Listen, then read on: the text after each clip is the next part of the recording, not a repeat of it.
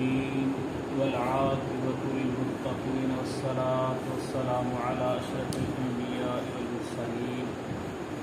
أما بعد فأعوذ بالله من الشيطان الرجيم بسم الله الرحمن الرحيم إن الدين عند الله الإسلام بے شک اللہ رب العالمین کے ہاں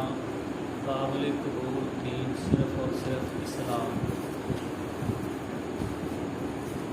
جیسا کہ پہلے انبیاء علیہ السلام ہوتے رہے، جناب آدم علیہ السلام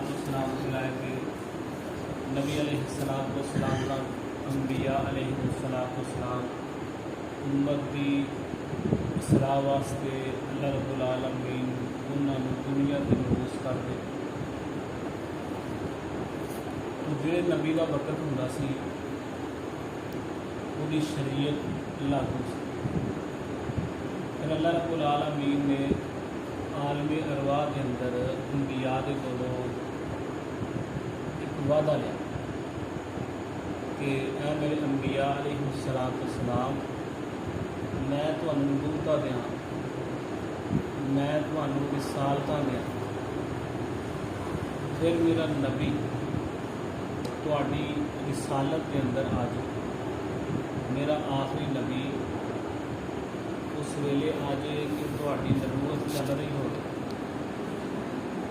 لوگ تہاڈی شریعت کے پابند ہو، میرا آخری نبی آ جائے تو تسی اپنی شریعت بند کر دیجیے تو میرے نبی کے پیچھے وہی پیروی کریں۔ تو اس طرح دیگر انبیاء موسیٰ علیہ السلام آئے، اللہ کے بعد عیسیٰ علیہ السلام آئے، اور نبی علیہ السلام آئے۔ تو جب دوسرا نبی آ جاتا ہے پہلے نبی کی شریعت ختم ہو جاتی ہے، چھوٹی نہیں شریعت مانتے لیکن شریعت ختم ہو چکی ہے، اگلے نبی کی شریعت آتی ہے۔ اسی طرح نبی علیہ السلام دنیا کو تشریف لے آئے، ساری شریعت کا منسوخ ہو گیا، نبی علیہ السلام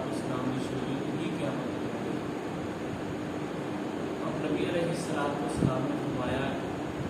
ان عمل ایسے ہیں جڑا بندہ عمل کر لیتا ہے اللہ رب العالمین پوری زندگی کے سارے گناہ معاف کر دیتے ہیں۔ گناہ کے وچوں سب تو پہلا عمل ہے کہ انسان اللہ رب العالمین کی خاطر ہجرت کرے۔ اس ہجرت کا مقصد صرف اللہ کے رسول کی رضا ہو۔ تو ایسا جڑا ہجرت انسان ہجرت کرے تو اللہ رب العالمین کے سارے گناہ معاف کر دیتے ہیں۔ ایک انسان حج کرتا ہے، شریعت کے مطابق حج کرتا ہے، سنت کے مطابق ادھر کا حج ہو جاتا ہے تو اللہ رب العالمین کے سارے گناہ معاف کر دیتے ہیں۔ تیسری بات کہ انسان جب اسلام قبول کرتا ہے اللہ رب العالمین کے اسلام قبول کرنے کی وجہ کو جتنے بھی گناہ ہیں اللہ رب العالمین معاف کر دیتے ہیں۔ نبی علیہ السلام نے بولے ایک آدمی آیا، آج کہنے لگا کہ مسلمان ہونا چاہنا تو مجھے بولنے کو نہیں بنا دسو میں بہت ہی بنا جب نہیں آئی دس نواں نواں۔ نبی علیہ السلام نے چند گلا دسیاں بھائی اللہ کے رسول کی گل مننی، کسی نے ظلم نہیں کرنا، کسی کا بے انصافی نہیں کرنی، لوگوں نے اچھا سلوک کرنا، نماز پڑھنی، روزہ رکھنا، زکات دینی، وہ کہنے لگا کچھ کے سارے سامنے کہ جو نبی علیہ السلام نے دسیا نہ میں اس کو زیادہ کرنا میں نہ گھٹ کرنا، جنی گل ہے میں اینی کرنا۔ اینی گل ہوئی کہ جناب داچی نے بیٹھا تو داچی ڈگر گئی، وہ ڈگا وہ گردن پکڑی توڑ گئی۔ نبی علیہ السلام فرمایا انہیں عمل کوئی نہیں کیتا لیکن سیدھا چل گیا، کیونکہ اسلام کی وجہ تو سارے گناہ کے معاف ہو گئے۔ نبی علیہ السلام مسجد کے جمعہ پڑھاتے سن، درس دیتے سن، ایک یہودیاں کا بچہ آ کے مسجد کے اندر بہتا سن۔ نبی علیہ السلام کبھی کسی بھی مسجد میں روکتے نہیں سن، کوئی مسلمان آ گیا یا کسی مذہب کا بھی مسجد سے آ گیا، مسجد اللہ کا گھر جہاں مرضی آ سکتا، کوئی نہیں ہو سکتا مسجد کسی وہ آ کے بہتا سن۔ نبی علیہ السلام اپنا پیار کرتے سن، محبت کرتے سن۔ اس دن ویکھیا وہ بچہ آ نہیں رہا، نبی علیہ السلام نے پوچھا بھی بچہ کیوں نہیں مسجد سے آ رہا؟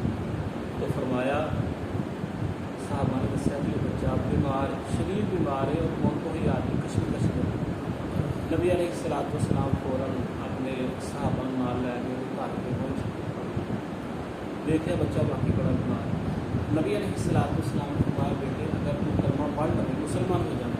تو میں اللہ رب العالمین کے سامنے تیری سفارش کر کے تیری جنت لے لیں۔ بچے نے اپنے والد کی طرف دیکھا، اجازت طلب نظر آئی، والد بھی جگہ وہ ایڈا متصر نہیں سمجھے کہ جو تھی میری ماں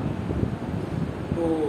نبی علیہ الصلوۃ والسلام نے وہ کلمہ پڑھایا تو کلمہ پڑھیا دکھاؤ تو نبی علیہ الصلوۃ والسلام نے آپ جنازہ پڑھیا اور غسل کیا،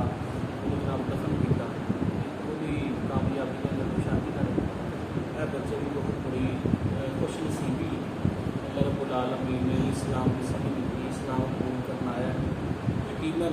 ایک بڑا ہی خوش نصیب ہے اللہ رب العالمین نے۔ یہ بھی پہلا مسلمان ہوا جی، یہ بھی دسو پہلے والد صاحب یہ مسلمان ہوئے۔